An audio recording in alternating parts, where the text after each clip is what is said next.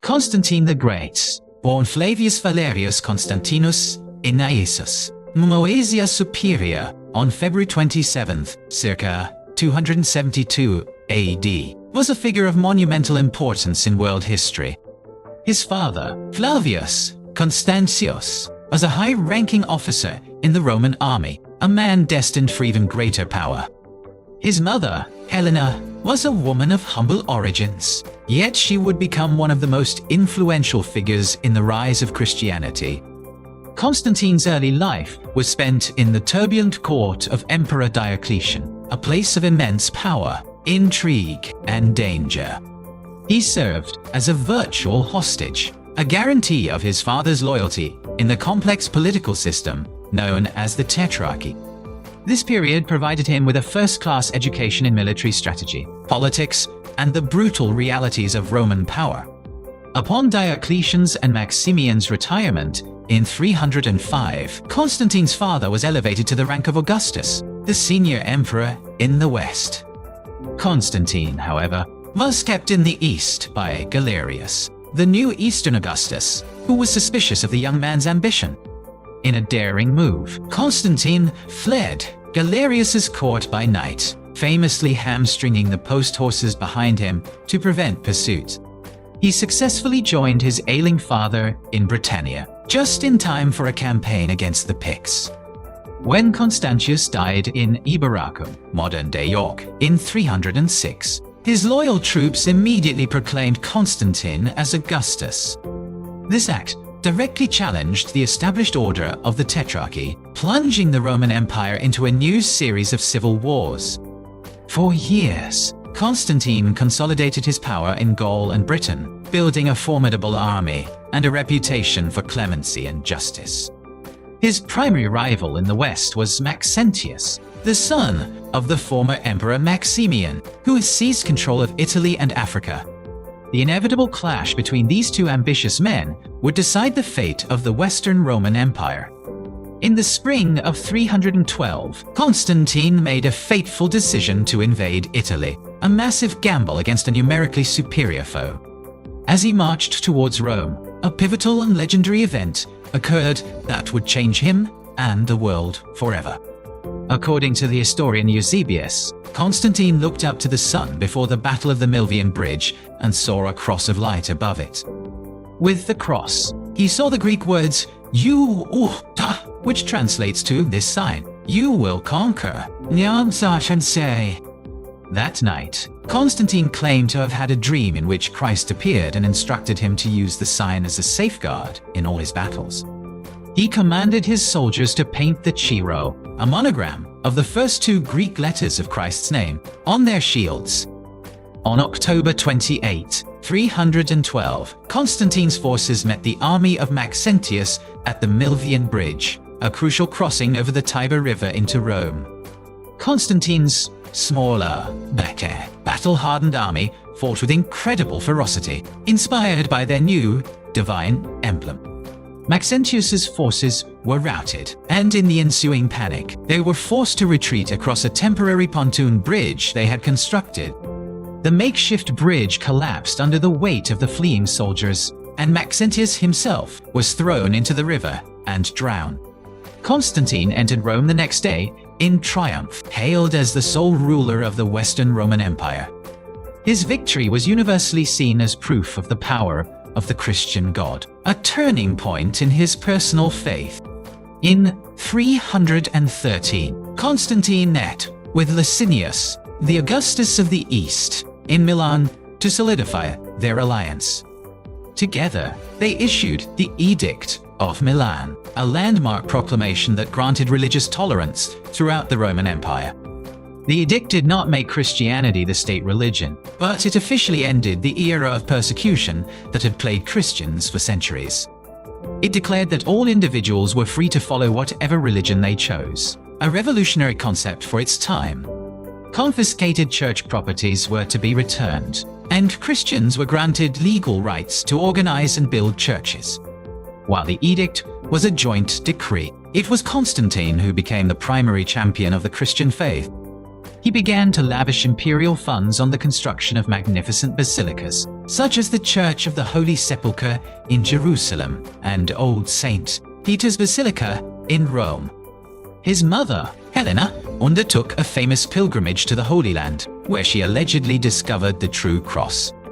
Constantine's relationship with his co-emperor Licinius eventually soured, leading to another civil war. In 324, Constantine defeated Licinius at the Battle of Chrysopolis, becoming the sole emperor of the entire Roman Empire. Now with absolute power, Constantine's pro-Christian policies became even more pronounced. He took an active role in church theology, seeking to unify the faith which was threatened by various doctrinal disputes. The most significant of these was the Arian controversy, which questioned the divine nature of Jesus Christ. To resolve this and other issues, Constantine convened the First Council of Nicaea in 325, the first ecumenical council of the Christian Church. He personally funded the travel and lodging for over 300 bishops who attended the council. Constantine himself delivered the opening address, urging the bishops to find unity and resolve their differences. The council resulted in the Nicene Creed, a foundational statement of Christian belief that affirmed the divinity of Christ. This creed became the cornerstone of Orthodox Christian doctrine for centuries to come.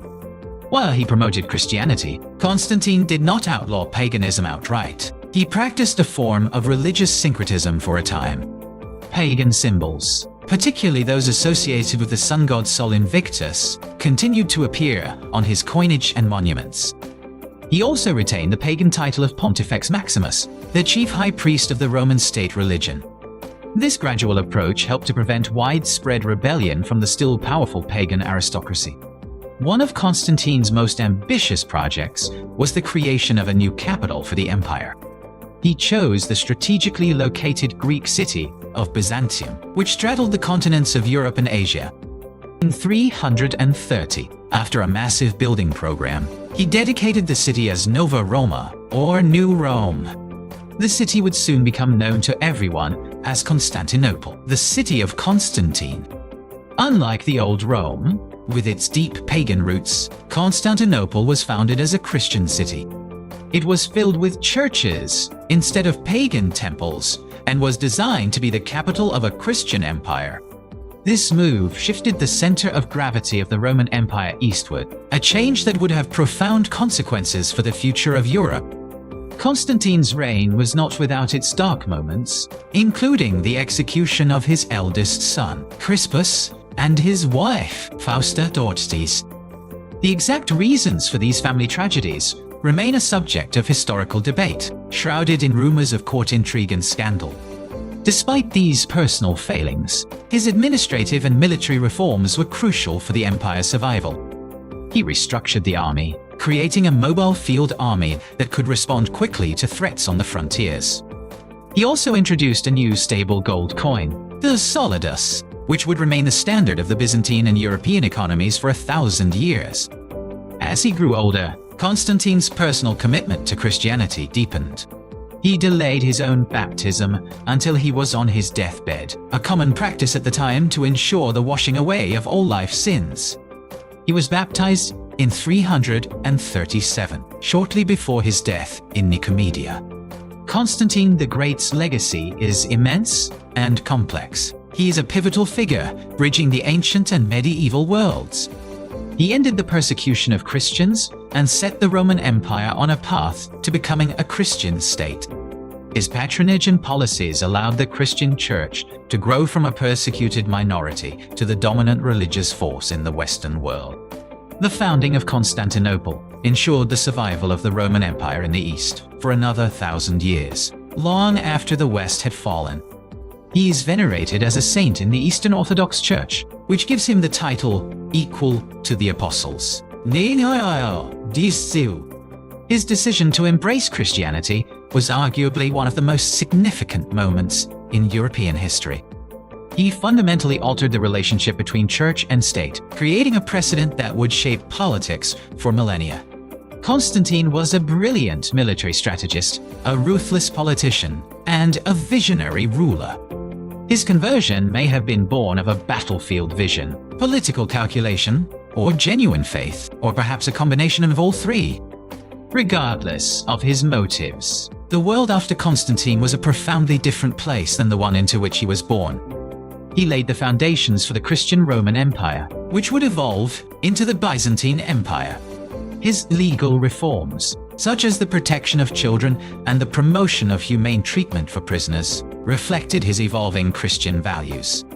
He declared Sunday, the day of Christian worship, as an official day of rest for the empire. This act alone had a massive and lasting impact on the structure of the week and the rhythm of daily life. Constantine's story is a compelling saga of ambition, war, faith, and transformation. He inherited a divided and chaotic empire on the brink of collapse. Through decades of conflict and shrewd maneuvering, he reunited it under his sole authority. He then gave this reunified empire a new capital and a new spiritual identity. The emperor who made Christianity official was not just a historical figure, he was an architect of the future. His actions directly influenced the development of Western civilization, shaping its laws, ethics, and culture. The Christianization of the Roman Empire, initiated by his conversion, is a legacy that continues to resonate in the modern world. His reign marked the definitive end of the classical pagan world. The old gods of Olympus were slowly replaced by the one God of Abraham.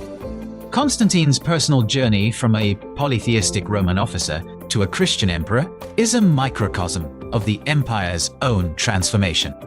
He navigated the treacherous waters of Roman politics with unmatched skill. His military campaigns were both audacious and brilliantly executed. The Battle of the Milvian Bridge stands as one of the most decisive moments in military and religious history. His vision of the cross was a masterstroke of propaganda. Genuine miracle, or both. He understood the growing power of the Christian minority and saw its potential as a unifying force. The new capital, Constantinople, was a fortress and a beacon. It protected the knowledge and culture of the ancient world for 1,000 years. Without Constantinople, countless works of classical philosophy, science, and literature would have been lost forever. Constantine's decision to move the capital was an act of incredible foresight. He recognized that the old Rome was strategically vulnerable and ideologically stagnant. His reign was a bridge between two ages, and he was the engineer who built it. He was a complex man, capable of both great piety and great cruelty. The execution of his own son remains a permanent stain on his legacy. Yet, his impact on the religious landscape of the planet is undeniable. He found the cross and made it a symbol of imperial power. The sword and the cross would be intertwined in European politics for the next 1,500 years because of him. Constantine the Great did not just adopt a religion, he adopted a future. His choice to favor Christianity ensured its survival and eventual dominance. He was the emperor who saw a sign in the heavens and, in conquering by it, changed the earth below forever. His father's rise to power set the stage for his own ambitious journey. Life in Diocletian's court was a masterclass in survival and political observation. The Tetrarchy, a system of 4 rulers, was meant to bring stability, but instead created fierce rivalries. His escape from Galerius's custody was a legendary feat of courage and cunning. The proclamation at York was a direct defiance of the imperial system. His early reign in Gaul was marked by successful campaigns against Germanic tribes. Maxentius represented the corrupt, decadent side of Roman power, based in the ancient capital. The March on Rome was a high-stakes invasion against a deeply entrenched enemy. The vision of the cross was a psychological turning point for his entire army. The Chiro became a banner of divine favor, transforming a political war into a holy crusade.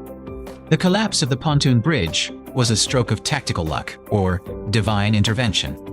His triumphal entry into Rome was carefully staged to present him as a liberator, not a conqueror.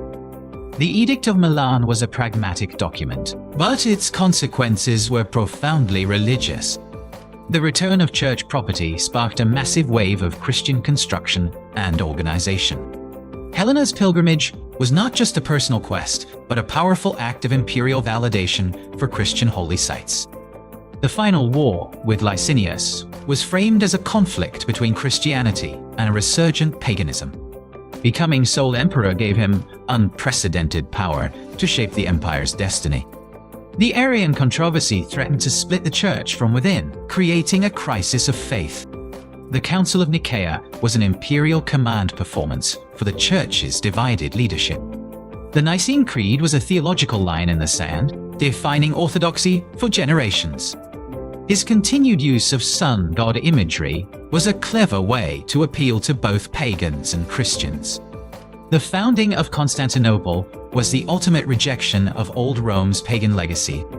The city's strategic position made it nearly impregnable for 1,000 years. The family tragedies of Crispus and Fausta reveal the brutal, dark side of absolute power. His monetary reform with the solidus provided economic stability that outlasted the Western Empire itself. The delay of his baptism was a calculated move, reflecting the belief that it cleansed all prior sins. His deathbed baptism was the final, definitive act of his Christian faith. As equal to the apostles, the Orthodox Church views him as a foundational figure of Christianity. The fusion of imperial authority and church doctrine, known as Caesaropapism, began with him. He was a revolutionary figure who harnessed the power of a rising faith to forge a new world order.